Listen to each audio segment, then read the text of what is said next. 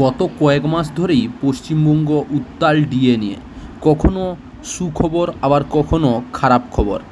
রাজ্য সরকারি কর্মচারীদের মন ভারাক্রান্ত করেই চলেছে। যেখানে রাজ্য সরকারি কর্মচারীরা কেন্দ্রীয় সরকারি কর্মচারীদের সমান হারে ডিএ দাবি করেছেন, সেই জায়গায় বারবার তাদের হোঁচট খেতে হয়েছে। আর এমনই দীর্ঘদিন ধরে চলে এসেছে আন্দোলন, বিক্ষোভ। রাজ্য সরকারি কর্মচারীরা যখন নিজেদের ডিএ না পেয়ে বিক্ষোভ থেকে শুরু করে আন্দোলন চালাচ্ছেন, সেই সময় পশ্চিমবঙ্গ রাজ্য সরকারের তরফ থেকে 2 দফায় 4% করে 8% ডিএ বৃদ্ধি করার ঘোষণা করা হয়।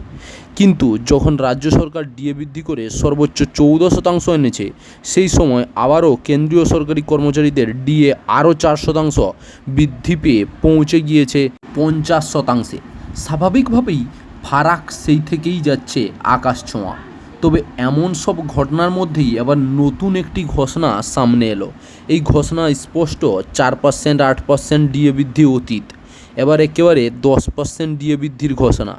আবার এই ঘোষণা হয়েছে পশ্চিমবঙ্গের কিছু রাজ্য সরকারি কর্মচারীদের জন্য।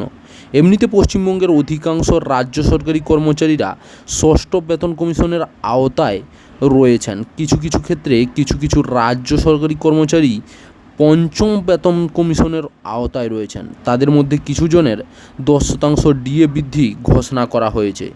গত 13ই জুন পশ্চিমবঙ্গ স্কুল শিক্ষা দপ্তর প্ল্যানিং ও বাজেট শাখার তরফ থেকে একটি বিজ্ঞপ্তি জারি করা হয়েছে। বিকাশ ভবন থেকে জারি করা এই বিজ্ঞপ্তিতে বলা হয়েছে, পশ্চিমবঙ্গের অ্যাংলো ইন্ডিয়ান প্রাথমিক এবং মাধ্যমিক স্কুল ও সংস্কৃতে যে সকল টোল রয়েছে, তাদের শিক্ষক ও শিক্ষিত কর্মীদের এক লাফে 10% ডিএ বৃদ্ধি করা হচ্ছে।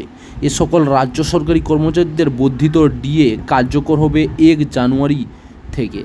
বিজ্ঞপ্তি অনুযায়ী 2024 সালের 1 জানুয়ারি থেকে বর্ধিত ডিএ সকল রাজ্যের সরকারি কর্মচারীদের জন্য কার্যকর করা হচ্ছে। এর ফলে ওই সকল রাজ্য সরকারি কর্মচারীদের বকেয়া ডিএ পাবেন। বর্তমান তাদের ডিএ বৃদ্ধির ঘোষণার পর বেড়ে হয়েছে 151%। কিন্তু এই বর্ধিত ডিএর ঘোষণা ষষ্ঠ বেতন কমিশনের আওতা থাকা রাজ্য সরকারি কর্মচারীদের জন্য নয়।